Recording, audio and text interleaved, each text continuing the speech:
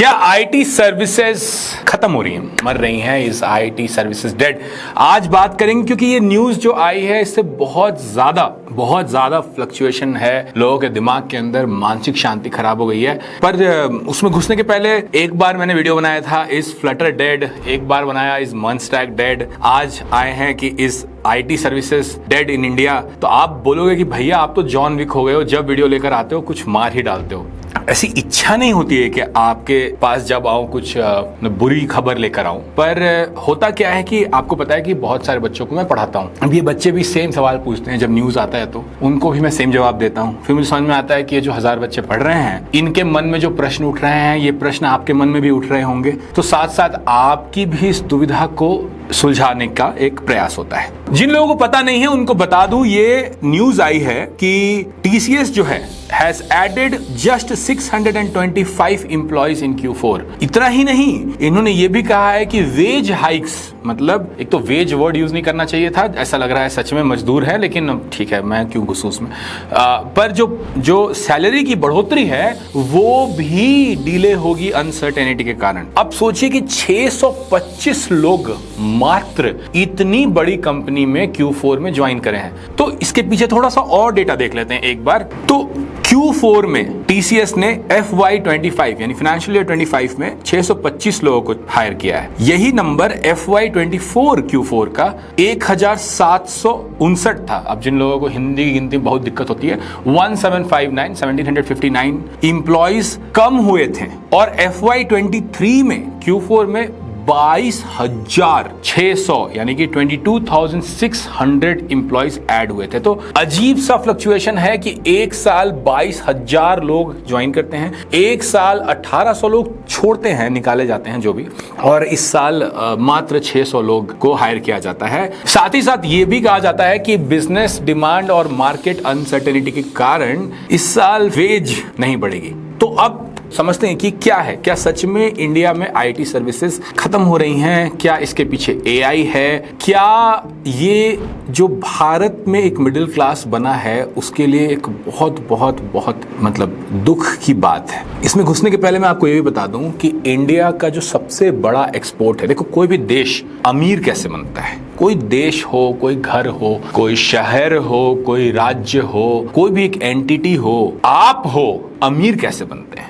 अमीर बनने का एक सिंपल सा तरीका होता है कि जो दुनिया को चाहिए, उस एंटिटी के बाहर जो चाहिए वो आपके पास है और आप बेच पा रहे हो। इसको ऐसे समझते हैं कि जब आपकी जॉब लगती है तो दुनिया को आपकी स्किल चाहिए होती है, आप स्किल को बेचते हो, अपने समय को बेचते हो और उसके बदले पैसा लाते हो, तो आप अमीर होते हो। परिवार में जब आप, आपका भाई, आपकी बहन, आपकी मम्मी, आपके पापा, 5 लोग, सब लोग कमाने लगते हैं तो परिवार अमीर हो जाता है। किसी राज्य में, जैसे कि मैं बिहार से हूँ, झारखंड से हूँ, तो उस राज्य में बहुत ज्यादा रॉ मटेरियल्स जो होते हैं वो होते हैं, है ना। जैसे आपने शायद गैंग्स ऑफ वासेपुर देखा होगा, तो कोयला, वासेपुर मेरे घर से बहुत बगल में है एक्चुअली, तो कोयला बहुत हो रहा है। अभी कोयला को बेचकर लोग अमीर हो रहे हैं, चोरी करके भी अमीर हो रहे हैं, बट जो राज्य है वो उस चीज के उत्पादन से, उसके निर्यात से, निर्यात मतलब एक्सपोर्ट, सॉरी मेरी हिंदी, पिछले आप लोगों ने कयास पे भी काफी कमेंट डाला था, थैंक यू उसके लिए। तो निर्यात से यानी एक्सपोर्ट से चीजें, पैसे आते हैं देश के अंदर, राज्य के अंदर, परिवार के अंदर, और आप अमीर होते हो।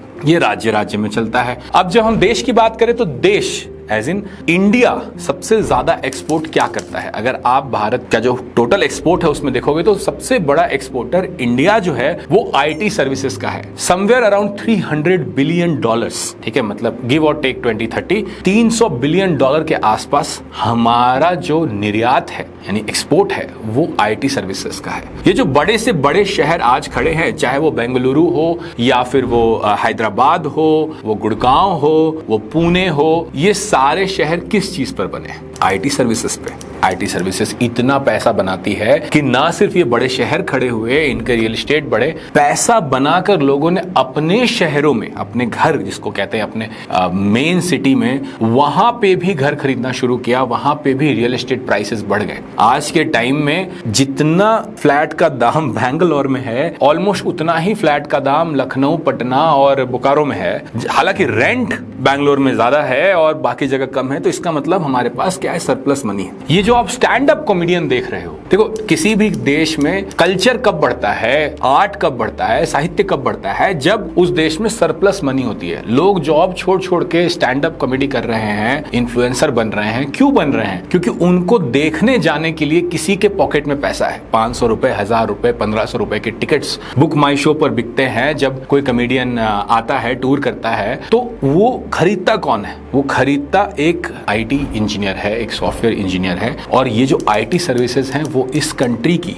आज के टाइम पे बैकबोन है। तो ये जो खबर है, मैं ऐसा बढ़ा चढ़ा कर नहीं कहना चाहता, बट ये चिंताजनक तो है। और देखो, मैं बहुत पॉलिटिकल हुए बिना फिर से एक बात कहना चाहूंगा कि मेन स्ट्रीम न्यूज ये नहीं है, ये और भी बड़ा विषय है। हम क्या करें, कौन सी मूवी हमारे संस्कृति को किस तरह से अफेक्ट कर रही है, क्या हो रहा है, किसने क्या किसके बारे में बोल दिया, किसी इंडिया गॉट लेटेंट में क्या हुआ, हम हर दूसरे चौथे दिन एक नई कंट्रोवर्सी में गिरते रहते हैं और मीडिया साइकिल खाते रहते हैं। लेकिन हम ये बात नहीं करते कि जो आज देश में वेल्थ क्रिएटर है, वो वेल्थ क्रिएटर, स्टार्टअप ने कितना वेल्थ क्रिएट किया है, इतना सा। आईटी सर्विसेज ने अगर इतना वेल्थ क्रिएट किया है तो स्टार्टअप ने इतना सा। लेकिन स्टार्टअप के बारे में कमेंट करके, उसके बारे में बातें करके हम पूरा न्यूज साइकिल खाते हैं, बिना मतलब की बहस करते रहते हैं हर दिन शाम में, और यही चला जा रहा है। जबकि at the same point of time employment गिरता जा रहा है, हमारा एक्सपोर्ट गिरने वाला है, गिर रहा है, और जो सबसे बड़ा वेल्थ क्रिएटर है उसको हम इज्जत नहीं दे रहे। आप बोलोगे भैया अब हम क्या करें, हम क्या, अब मैं नहीं चाहता कि कमेंट में ये this party versus that party, this wing versus that wing होना शुरू हो। देखो, पॉलिटिकल एफिलिएशन आपके जो भी हो उससे फर्क नहीं पड़ता, पर जो भी पॉलिटिकल एफिलिएशन हो उससे आपको वो 1500 रुपए from the Ladli Behna scheme घर आ सकता है, उससे आपके पास चावल के एक बोरा आ सकता है, ये सब हो सकता है। और मतलब बहुत लोग उस लाइफस्टाइल में सेट हो सकते हैं। पर मैं जब आपसे बात करता हूं तो मेरे लिए आप और इस देश में उन्नति होना, बढ़ोतरी होना बहुत बहुत इंपॉर्टेंट हो जाता है। और आपका करियर बने, आपके करियर की लंबी लकीर बने, ये भी बहुत इंपॉर्टेंट होता है। तो मुझे नहीं पता, अगर आप 1500 रुपए घर में, फ्री साइकिल, फ्री खाना, इन चीजों से खुश हो तो आप मेरे वीडियो देखते ही क्यों? अगर एम्बिशन नहीं है, एस्पिरेशन नहीं है, इस देश की युवाओं में वो ताकत नहीं रह गई है, तो फिर मेरा वीडियो देखने का फायदा नहीं है। पर अगर आपके अंदर एम्बिशन है, एस्पिरेशन है, तो क्या करें? किसी और से कोई उम्मीद तो लगा ही नहीं सकते हैं। पहली बात, कोई और आपको आकर बचाने वाला नहीं है। जो होना है, जो करना है, हमें ही करना है, आपको ही करना है। अब अगर आईटी सर्विसेज की हायरिंग गिर रही है तो क्यों गिर रही है, इसको समझते हैं। और जो गिर रही है तो आप अपने करियर में क्या कर सकते हो, इसको समझते हैं। इन दोनों चीजों में घुसने के पहले एक बात बहुत जरूरी है, यह समझना कि जब आईटी सर्विसेज बूम कर रही थी तो इंजीनियरिंग कॉलेजेस, हम लोग हिंदी में कहते हैं कुकुरमुत्ते, यानी मशरूम्स की तरह, दे मशरूम्ड एवरीवेयर, हर जगह एक इंजीनियरिंग कॉलेज बना। और 10th के बाद साइंस लेकर इंजीनियरिंग कॉलेज में, इंजीनियरिंग में जाना एक अपने आप में बड़ी बात थी। और उससे आपको एक टीसीएस, इन्फोसिस, HCL जैसी कंपनी में हायरिंग हो जाती थी। मुझे नहीं पता आप लोगों ने वो AIB का वीडियो देखा है कि नहीं, जिसमें वो ट्रक में भर के लोगों को ले जाते, बोलते इन पे पानी छीटो। तो वो बहुत सच बात है। मैंने खुद अपने कॉलेज में, एक होता है हमारे यहाँ एक ड्रीम कंपनी का कॉन्सेप्ट होता था और एक सेफ कंपनी का कॉन्सेप्ट होता था। तो जो MRC कहते हैं, मास रिक्रूटिंग कंपनीज, वहां आपको एक इंटरव्यू देने मिलता था और फिर ड्रीम कंपनीज में आप इंटरव्यू दो जब तक आपका एक ड्रीम कंपनी नहीं निकल जाए। तो मेरी तो जॉब साइप्रस सेमीकंडक्टर में लगी थी, लेकिन उसको लगने के पहले मैंने एक MRC में भी अपनी जॉब सुनिश्चित कर ली थी, TCS में ही। मेरे पास TCS का ऑफर लेटर भी था। कॉलेज में बहुत कोडिंग करता था मैं, ठीक है, मुझे मतलब मैं बहुत पहले से अच्छा कोडर हूं। कॉलेज में लोग जिसको बाबा बोलते हैं उस टाइप के कोडर थे। और उतना कोडिंग आने के बावजूद जो TCS का इंटरव्यू था वो बड़ा सिंपल सा था। वो था कि भैया SDLC बता दो। जिनको SDLC नहीं पता, सॉफ्टवेयर डेवलपमेंट लाइफ साइकिल क्या होता है, वो बता दो। ना उसने कोडिंग का C पूछा, ना C++ पूछा, कोई फर्क नहीं पड़ा और बस हायर हो गए। क्योंकि ईश्वर की दया से पब्लिक स्कूल में पढ़े थे तो इंग्लिश अच्छी बोलते थे। और SDLC तो कम ऑन, मतलब क्या ही चीजें बताना, आराम से बता सकते हैं। और उसमें भी वाटरफॉल मॉडल, उस समय तो अजाइल भी नहीं था, तो वाटरफॉल मॉडल बता दिया, जॉब लग गई।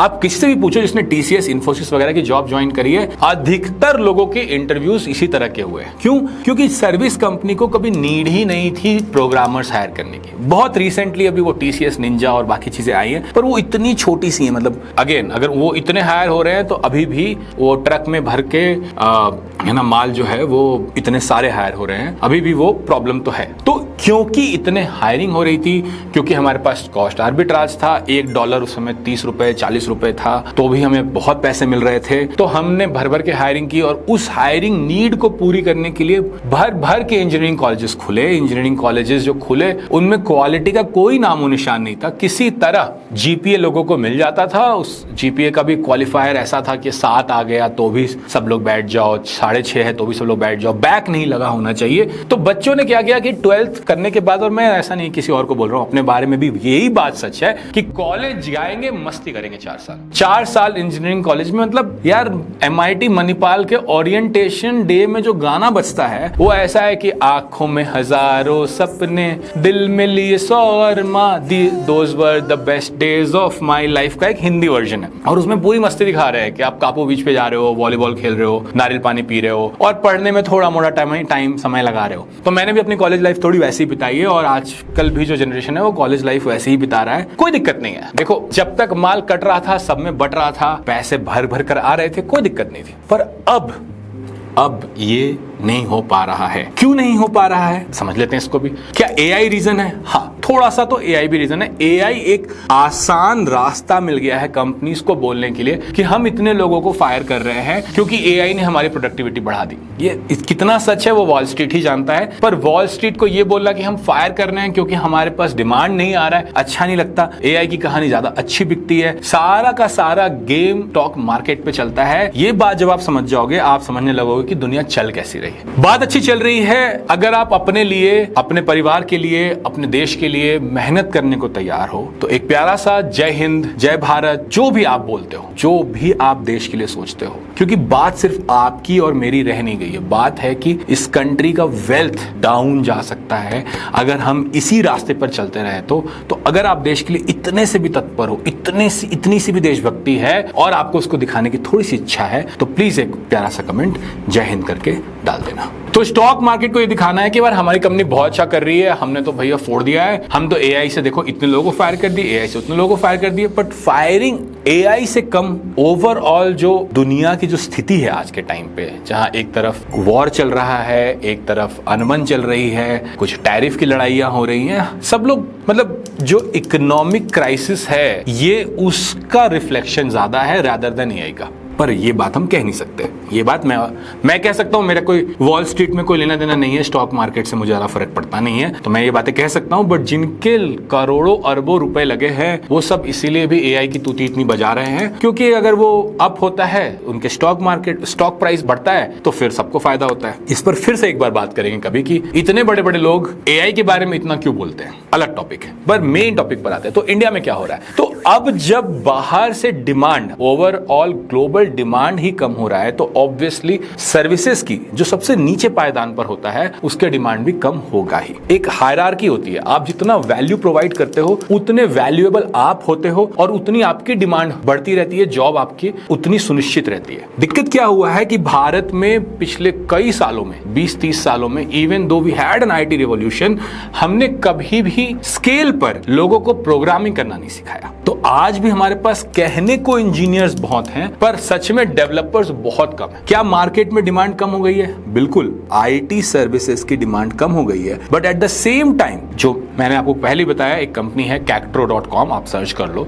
अगर आप Cactro.com पे जाओगे तो आज भी डेवलपर्स की अच्छी खासी डिमांड है। डेवलपर कौन? जिनको development, front end, back and, full stack, mobile development, कुछ डेवऑप्स अच्छे से आता हूं। आप देखो हर सप्ताह टेस्ट होता है, हर सप्ताह कुछ लोगों का सिलेक्शन होता है, कुछ लोग जॉब में जाते हैं, कुछ लोगों को फीडबैक मिलता है कि आप जाओ थोड़ी और तैयारी करके आओ। तो क्या मार्केट में सच में डिमांड कम है? एक तरफ सच है, दिख रहा है, TCS के नंबर्स बता रहे हैं। दूसरी तरफ ये भी सच है कि मार्केट में डेवलपर्स की डिमांड है, क्योंकि डेवलपर्स की डिमांड विदेशों में अभी भी है, तो हमारे पास अभी भी कॉस्ट आर्बिट्राज है। $1 आज कितना 84-85 रुपए पर बैठा है शायद, तो अभी भी डिमांड है। आप क्या करें? सवाल तो यही उठता है कि ठीक है भैया, सब बातें तो आपने समझा दी, लेकिन मैं क्या करूं? पहले तो अगर आप डर रहे हो तो थोड़ा डरो। मैं तो यही कहूंगा, मैं हर बार आपको कहता हूं मन शांत करो, डरने की बात नहीं, लेकिन ये जो सिचुएशन है इसमें थोड़ा डरो। परिवार है आपका, घर वाले हैं, सबको बताओ, समझाओ कि देखो भाई सिचुएशन तो ये है। ये जो फ्री लंच बट रहा था, इंजीनियरिंग कॉलेजेस जाइए, बीटेक करिए, लोग 10 लाख 15 लाख 20 लाख 25 लाख 30 लाख कितना कितना लाखों पैसा दे रहे हैं कि एसी रूम में बैठ के पढ़ेंगे, बढ़िया हॉस्टल रहेगा, अच्छी जगह खेलेंगे, टाइम पास करेंगे, अगल बगल घूम कर आएंगे। ये जो फ्री लंच बट रहा था, ये तो अब नहीं बटेगा। ये प्रॉब्लम तो है ऑलरेडी। अगर आप रिसर्च करोगे आपको ये ट्रेंड दिखने लगेगा कि इंजीनियरिंग कॉलेजेस बंद होने शुरू हो गए। 2 साल पहले से हजारों की तादाद में इंजीनियरिंग कॉलेजेस बंद हो रहे हैं, ये भी सच है। तो करे क्या? अब हम क्या करें? अब देखो, आप पैनिक कर सकते हो भर भर के, पैनिक करने में कोई दिक्कत नहीं है, पर एक सेकंड के लिए सोच तो देते हैं कि हम ही क्यों पैनिक करें। Software engineer, BTech, computer science हो या साइंस लिया हो बच्चा, जिसको माना जाता है कि 10th के बाद जिसने साइंस लिया वो थोड़ा ज्यादा मेधावी है, जिसने कॉमर्स लिया उसकी वो थोड़ा कम मेधावी है, जिसने आर्ट्स लिया वो थोड़ा और भी कम मेधावी है। तो जब हम ऐसा सोचते हैं, ऐसा मानते हैं, तो जो सबसे मतलब सोसाइटी स्ट्रक्चर में जो सबसे ऊपर है, सबसे ज्यादा स्ट्रेस उसको क्यों है? उसको इसलिए क्योंकि उसको आदत हो गई है कि हमें तो आराम से मिल जानी चाहिए थी चीजें, हमने तो 10th में फोड़ दिया भाई, हम तो पढ़ने वाले लोग हैं, देखो हमने तो फोड़ा, हमें तो साइंस मिल गया, अब तो लाइफ आसान है। और फिर हमने तो मतलब कोई एक कॉम्पिटिटिव एग्जाम भी निकाल लिया और इतना सब कुछ पढ़ा, फिजिक्स, केमिस्ट्री, क्या क्या, एंगुलर मोशन, हीट, एंट्रोपी सब आता है हमें, तो भाई हमारी लाइफ तो आसान होनी चाहिए। सेम चीज अगर हम बाकी जगह देखते हैं, अगर हम कॉमर्स के बच्चों को देखते हैं, तो कॉमर्स के बच्चे कितने साल सीए की प्रिपरेशन करते हैं और कितनी बार तैयारी करते हैं और फेल होते हैं, पास होते हैं, फिर अगले लेवल पे जाते हैं, फेल होते हैं, पास होते हैं, अगले लेवल पे जाते हैं। तो वहां पर उस पूरे मार्केट में, उस पूरे जगह पर कोई हसल से कोई दिक्कत नहीं है, ठीक है। यही चीज अगर हम आर्ट्स में लोगों को देखें, बाकी जगह लोगों को देखें, तो सरकारी जॉब्स जो हैं उनके लिए लोग 2-2 साल 3-3 साल तैयारी कर रहे हैं, अच्छे से तैयारी कर रहे हैं। एसएससी ले लो आप, कितनी मेहनत कर रहे हैं, बैंक पीओ ले लो, मेहनत कर रहे हैं, सालों लगे हुए हैं। तो ग्रेजुएशन के बाद 2 साल 3 साल और मेहनत करके कहीं घुसने में, लगने में किसी को दिक्कत नहीं होती है। तो आप बोलोगे कि तो भैया क्या करें, अब सीए तो कर नहीं सकते, कॉमर्स तो लिया नहीं, और सरकारी नौकरी तो भैया आप ही बोलते हो हमेशा, क्या बात कर रहे हो? आप नहीं कहा था सरकारी नौकरी नहीं करने आए क्योंकि उसमें बहुत सक्सेस का जो ऑड्स आप बता रहे थे वो बहुत लो होता है, अब आप मुझे कहीं रास्ता नहीं बता रहे हो। मैंने कहा कि देखो, अगर मानसिकता ये रहेगी कि बाकी लोग मेहनत करें, हमें तो फ्री की रोटी मिले, तो कष्ट होगा। अगर मानसिकता ये होगी कि नहीं, हमें भी मेहनत करनी है, हमें भी अच्छा करना है, चाहे कॉलेज के 4 साल मान लो एक सेकंड के लिए कि मैंने बर्बाद ही कर दिए, खेलता कूदता रह गया, तो अब क्या करूं? अब डिप्रेशन में चला जाऊं, दुखी हो जाऊं, रोऊं कि अरे ये दुख खत्म का है, नहीं होता है भाई, ऐसा करूं, क्या करूं? तो अगर वो हो गया जो हो गया उसको जाने दो। अब अच्छे से कमर कस के मेहनत कर लो, अब शॉर्टकट्स मत ढूंढो। अब ये वाले जो वादे हैं लोगों के, है ना, 40 लाख 50 लाख 1 करोड़, ये जॉब वो जॉब, फलाना ढिमकाना, एआई से ये होगा वो होगा, ये कर लो, फ्रीलांसिंग में लाखों रुपए हैं, रिमोट जॉब मिलेगी, ब्लॉकचेन होगा, ये जो इतना सारा टिटिम्बा फैला कर रखे हैं, इतनी मार्केटिंग करके रखे हैं, प्लीज उसके पार देखना शुरू करो। बार बार पिछले 3 साल से मैं एक ही बात कहता हूं कि अगर स्किल की लंबी लकीर नहीं बनेगी तो करियर की लंबी लकीर भी नहीं बनेगी। कोई क्यों आपको हायर करेगा अगर आपको बेसिक एक सॉफ्टवेयर डेवलपमेंट भी नहीं आ रहा है? आज के टाइम पर नहीं होगा। तो एक ही तरीका है, या तो आप पूरा मतलब ना दुख लेकर बैठ जाओ, हार मान जाओ, है ना, या तो एक गाना बजाओ पीछे कि कर हर मैदान फतेह, कर हर मैदान फतेह, पूरा एक प्लेलिस्ट बनाओ मोटिवेशन सॉन्ग का, और अपने आप से एक वादा करो कि आज से अगले 8 महीने, 9 महीने, 10 महीने, 12 महीने, 14 महीने, 16 महीने, कितना भी समय लगे, मैं शॉर्टकट नहीं चेस करूंगा, मैं पहले सही स्किल बनाऊंगा, सही चीजें सीखूंगा और फिर उस स्किल से जॉब लेकर अपनी करियर की शुरुआत करूंगा। क्योंकि अगर आप ऐसा नहीं सोच पा रहे हो तो टाइम चाहे आप कितना भी वेस्ट कर लो, शॉर्टकट्स आप कितने भी चेस कर लो, हो सकता है कि गलती से कहीं आपके किसी दोस्त का कुछ लग के हो भी गया हो, लेकिन एट अ मास लेवल ये पॉसिबल नहीं है कि आज अगर आपके पास स्किल नहीं है तो आपके पास करियर बनेगा। ये समस्या इतनी भयंकर होती जा रही है कि जो लोग एक्सपीरियंस भी हैं 2 साल 3 साल, अगर उनके पास सही में स्किल नहीं है, तो कुछ बहुत लोग होते हैं ना, ऐसे कोई सर्विस कंपनी या कोई प्रोडक्ट स्टूडियो में घुस गए हैं, थोड़ा मोड़ा कर रहे हैं, 2 साल 3 साल एक्सपीरियंस हो गया, सैलरी अभी भी ठीक है, मतलब 50,000 रुपए महीने हो गए हैं, बहुत अच्छा है, लेकिन अब जब हम उनको बोलते हैं कैक्ट्रो, क्योंकि एक और प्रोग्राम चलाता है जिसमें एक्सपीरियंस लोगों को हायर कराता है। जब हम उन लोगों को बोलते हैं कि भैया आप ये वाले जॉब में हैं, देखो 25 लाख देंगे, 20 लाख देंगे साल का, एक्सपेक्टेशंस हैं यार, लोगों को एक्सपेक्टेशंस हाई होते जा रहे हैं, बार हाई होता जा रहा है। फिर से मैं बोलूंगा, जब बार हाई होता है आपके पास दो चॉइसेस ही हैं, या तो आप रो माथा पीटो और 4 साल गवर्नमेंट एग्जाम की तैयारी में लगा दो, which is fine with me, मुझे क्या फर्क पड़ता है, आपकी जिंदगी है, या आप कमर कसो, सर पे बांधो कुछ बढ़िया और बोलो नहीं करनी है तैयारी, करियर बनाना है, क्योंकि करियर आज भी अच्छा है, आज भी एक्सपीरियंस लोग इंडिया में हायर हो रहे हैं, कल भी हायर होंगे, हमेशा हायर होंगे, पर हाँ डिमांड जो है वो क्वालिटी की तो बार है वो हाई होता जा रहा है। तो और कोई रास्ता नहीं है। अगर आप सोच रहे थे कि इंजीनियरिंग कॉलेज से मेरी जॉब लग जाएगी, हो सकता है कुछ 5-10% की लग जाए। अगर आप सोच रहे थे कि ये शॉर्टकट मार दे उस मंदिर में जाकर, तो मैं मंदिर ही बोलूंगा, बहुत सारे ऐसे एजुकेशन इंस्टीट्यूशंस हैं जो 2 लाख, 2.5 लाख, 3 लाख, 5 लाख जो भी आपसे रखवा लेते हैं, कहते हैं कि नहीं आपको तो फैंग ही लगवा देंगे। तो अगर मैं इस मंदिर में चला जाऊं, उस मंदिर में चला जाऊं, कहीं मत्था टेक दूं, कहीं दान पेटी में पैसे डाल दूं, तो कुछ हो जाएगा, कुछ नहीं होगा। जो स्टूडेंट्स मेरे पास पढ़ने आते हैं मैं उनको भी सेम बात कहता हूं कि भैया तुमने फीस दी है तो उससे कुछ नहीं होता। फीस बस इस बात की होती है कि आपको जो प्रॉमिस किया गया था वो आपको सही से पढ़ाया जा रहा है, नहीं पढ़ाया जा रहा है, आपको हेल्प मिल रही है, नहीं मिल रही है, मोटिवेशन आपका सही है, नहीं है। करना तो बेटा आपको ही है ना, आपके अलावा, आपके बजाय दूसरा कोई कर नहीं सकता। यही है, IT services are going down. इसका एक ही उपाय है, छोटे से स्तर पे ही सही, कुछ लोग भी अगर इससे मोटिवेट हो जाएं तो उनको ये समझ में आ जाए कि ठीक है, हो सकता है IT सर्विसेज नीचे जाएंगी, लेकिन अगर हम सब मिलकर एक अच्छी बड़ी एक आर्मी बना सके डेवलपर्स की, तो this is the moment for India to shine again. पर जो चलता आया है, 30 साल से हो रहा है, वो अब हमें नेक्स्ट फेज में लेके जाने के लायक नहीं रह गया है। देखो मुझे अच्छा नहीं लगता है तुम लोगों को इस तरह से दुखी करना, इस ऐसी बातें करना कि यार जिंदगी आराम से नहीं जा रही। हर जनरेशन जो होता है ना, तुम लोग मेरे छोटे भाई बहन हो, हर जनरेशन को चाहिए होता है कि जो उसका अगला जनरेशन है वो थोड़ा आराम की जिंदगी बिताए। मुझे भी यही इच्छा होती है कि थोड़े आराम की जिंदगी आप लोग बिताएं, लेकिन समय समय की बात है प्यारे। समय यही है कि आराम की जिंदगी छोड़नी होगी, मेहनत थोड़ी करनी होगी, बहुत नहीं, मैं नहीं कह रहा हूं कि 15 घंटे कटने होंगे, मटने होंगे, लेकिन एक सही रास्ता पकड़ के सही ढंग से सीखना बहुत जरूरी है। 4 घंटे, 5 घंटे, 6 घंटे, 8 घंटे धीरे धीरे करके आपको डेली कोड करना जरूरी है, बनाना जरूरी है, चीजें दिखाना जरूरी है। और जो सबसे जरूरी बात है वो ये है कि ऐसे लोगों को फॉलो करो, ऐसे लोगों को सब्सक्राइब करो, लाइक करो, बताओ यूट्यूब को कि यार ये जेन्युइन बातें हो रही हैं यहाँ पर इस चैनल पर। तो अगर आपके मित्र हैं जो या तो अपनी दुनिया में ही हैं तो उनको भी ये वीडियो भेजो, या आपके मित्र हैं जो बहुत परेशान हैं तो उनको भी ये वीडियो भेजो कि देखो आशा है, पर कर्म तो आपको ही करना है ना। श्री कृष्ण ने भी कहा है कि कर्मण्यवाधिकारस्ते, मतलब हमारा अधिकार तो सिर्फ कर्म के अंदर है। तो कर्म करो,